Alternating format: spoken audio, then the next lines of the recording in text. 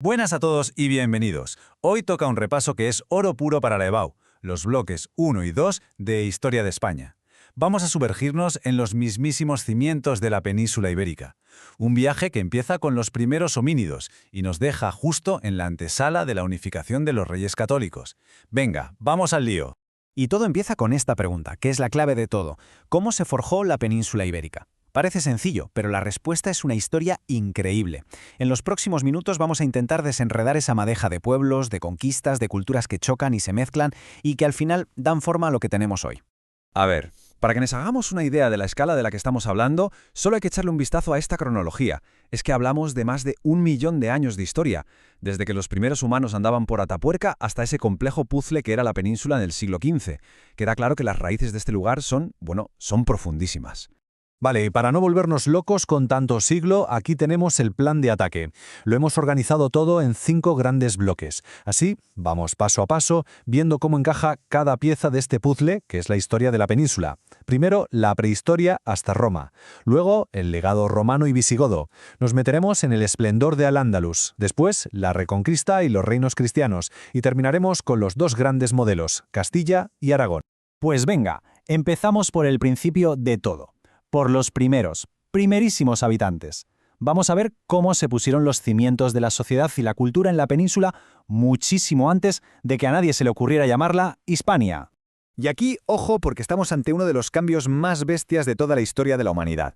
A ver, en el Paleolítico, la gente era depredadora. ¿Qué significa eso? Pues que vivían de la caza y la recolección, eran nómadas, siempre de un lado para otro. Pero, de repente, llega el Neolítico y ¡boom!, revolución. Se convierten en productores, empiezan con la agricultura y la ganadería. Y claro, eso lo cambia todo. Ya no hace falta moverse, se hacen sedentarios. Y de ahí nacen poblados, sociedades más complejas, en fin, el mundo como lo empezamos a conocer. Y esta gente, claro, nos dejó un legado alucinante en las paredes de las cuevas, el arte rupestre. Y es súper interesante porque nos muestra 2 formas de ver el mundo. Por un lado, el arte cantábrico, el de Altamira, por ejemplo, es espectacularmente naturalista, muy realista, centrado en el animal, ¿verdad? El bisonte, el ciervo. Pero luego tenemos el arte levantino, y aquí la cosa cambia. Es mucho más esquemático. Y lo más importante, aparece la figura humana. Ya no es solo pintar un animal, es contar una historia. Vemos escenas de caza, de danza, nos están contando su vida. Es fundamental entender esto. Antes de que llegaran los romanos, la península no era España, ni de lejos. Era un auténtico mosaico de pueblos, cada uno con su rollo. En el sur teníamos a los míticos tartesos, que eran ricos por la minería. En toda la costa mediterránea estaban los íberos, que eran unos cracks del comercio gracias al contacto con fenicios y griegos. Y luego en la meseta, en el interior, pues los celtas y celtíberos, con una sociedad más guerrera y expertos en el trabajo del hierro. Un puzzle, como decíamos.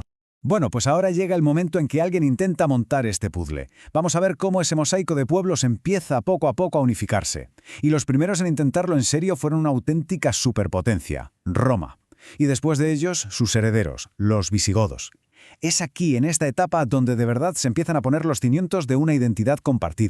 Pero que nadie piense que los romanos llegaron y esto fue coser y cantar. Que va. La conquista fue un proceso larguísimo, 200 años, y se puede dividir en 3 fases muy claras. Primero, se hicieron con la costa mediterránea, que era la zona rica, la fácil por así decirlo. Luego vino lo difícil, la conquista de la meseta, donde se encontraron una resistencia brutal. Y para terminar, la franja norte, los pueblos cántabros y astures, que fue tan dura de someter que tuvo que venir el mismísimo emperador Augusto en persona a rematar la faena. Y aquí llegamos a un concepto que es que esto hay que sabérselo sí o sí para la EBAU, la romanización. Ojo, que no es solo una conquista con espadas, es una transformación cultural total. Es el proceso por el cual los pueblos que vivían aquí adoptan todo lo romano. Su lengua, el latín, sus leyes, sus ciudades, su forma de vida, todo. Y es lógico, este proceso fue mucho más fuerte y rápido en el sur y en el este, que fueron las primeras zonas en ser conquistadas. Es que el legado de Roma es brutal. Aún hoy vivimos rodeados de él. Nos dejaron una red de calzadas, acueductos, ciudades, una nueva forma de organizar el territorio. Pero sobre todo, nos dejaron 3 pilares que definen nuestra cultura actual. Primero, el latín. De ahí vienen el castellano, el catalán, el gallego, casi nada. Segundo, el derecho romano, la base sobre la que se construyen nuestros sistemas de leyes. Y tercero, el cristianismo. ¿Vale? Se cae el Imperio Romano, ¿y ahora qué? Pues el relevo lo cogen los visigodos, y ellos son los que van a crear el primer estado unificado e independiente en la península. Y lo hicieron con un plan muy claro, en 3 pasos. Primero, Leovigildo unifica el territorio. Después, su hijo Recaredo da un paso de gigante, la unidad religiosa, convirtiéndose al catolicismo. Y para rematar, Recesvinto crea la unidad legislativa, con una ley única para todos, el famoso Liber Iudicorum. 3 pasos, un reino. Pero justo cuando parecía que ya teníamos un reino más o menos estable, llega el año 711. Y todo, absolutamente todo, vuelve a cambiar. Una nueva civilización, potentísima, llega desde el sur y va a transformar la península de arriba a abajo durante casi 800 años. Entramos en la era de Al-Ándalus. La historia política de Al-Ándalus tiene su miga, es compleja, pero si nos fijamos en esta línea temporal, lo vemos claro. Empieza con la conquista en el 711. Primero es una provincia que depende de Damasco. Luego, en el 756, se convierte en un emirato independiente. El momento de máximo esplendor llega en el 929, con el Califato de Córdoba, la Edad de Oro. Pero nada dura para siempre. En 1031, el califato se rompe en un montón de pequeños reinos, las taifas, y esa división, claro, será su gran debilidad. Y es que esto es importantísimo entenderlo. Mientras buena parte de Europa estaba, digámoslo así, en una época bastante oscura, Al-Ándalus era un auténtico faro de civilización. Tenían una economía urbana, comercial, súper dinámica. En el campo, introdujeron técnicas de regadío y cultivos que revolucionaron la agricultura. Y a nivel cultural y científico, estaban años luz. Matemáticas, medicina y por supuesto nos dejaron joyas arquitectónicas como la Mezquita de Córdoba o la Alhambra, que todavía hoy nos dejan con la boca abierta.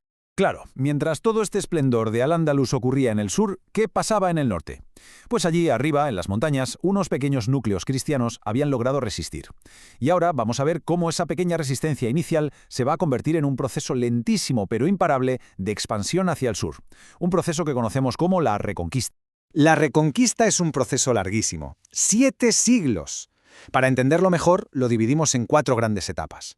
Al principio, son solo pequeños focos de resistencia. La cosa se acelera de verdad cuando el califato se rompe en taifas. Ahí los reinos cristianos aprovechan y avanzan muchísimo, tomando ciudades como Toledo. El punto de inflexión total es en el siglo XIII, con la batalla de las Navas de Todosa en 1212. Esa victoria les abre las puertas de Andalucía. Y a partir de ahí, ya es una cuenta atrás hasta la conquista del último reino musulmán, Granada. Y aquí va otro concepto fundamental, la repoblación. Porque claro, una cosa es ganar una batalla y otra muy distinta es controlar esa tierra. Había que llevar gente. Y este proceso de repoblar se hizo de formas muy diferentes. En el norte, al principio, era la presura. Pero más al sur, la cosa cambió y se hicieron grandes repartos de tierras, los repartimientos, a nobles y órdenes militares. Ojo, porque esto va a definir cómo se reparte la tierra en España durante siglos y siglos. Y con esto llegamos ya a la recta final de nuestro viaje, la Baja Edad Media. En este punto, el mapa de los reinos cristianos está clarísimamente dominado por 2 gigantes, la Corona de Castilla y la Corona de Aragón. Pero, y esto es súper importante, no eran para nada iguales. Como vamos a ver ahora, eran 2 modelos políticos casi opuestos. Esta tabla lo resume a la perfección. Fijaos, por un lado, Castilla es un modelo unitario, un solo reino, donde el rey cada vez tiene más y más poder. Por otro lado, la Corona de Aragón. Esto no es un reino, es una confederación. Aragón, Cataluña, Valencia, cada uno con sus leyes, sus cortes, y aquí el poder del rey estaba mucho más controlado. Son 2 formas totalmente distintas de entender el poder. Entender esta diferencia es, de verdad, vital para la EBAU. Y la palabra clave para entender el modelo de Aragón es esta, pactismo. ¿Qué significa? Pues que el poder se basa en un pacto. El rey no era un monarca absoluto que podía hacer lo que le diera la gana, no. Tenía que negociar con las cortes de cada territorio, que representaban al reino. Tenía que respetar sus leyes, sus fueros. El rey reina, pero gobierna pactando. Como veis, es una filosofía política que choca frontalmente con el modelo cada vez más autoritario de Castilla. Y con esto llegamos al final de este primer gran viaje. Estamos a finales del siglo XV, y el panorama en la península es este, un mosaico fascinante. Tenemos a una Castilla enorme y unificada. Tenemos a una Corona de Aragón, federal y pactista. Por ahí sigue el pequeño reino de Navarra, y en el sur resiste el último reino musulmán, Granada. 2 coronas, 3 culturas.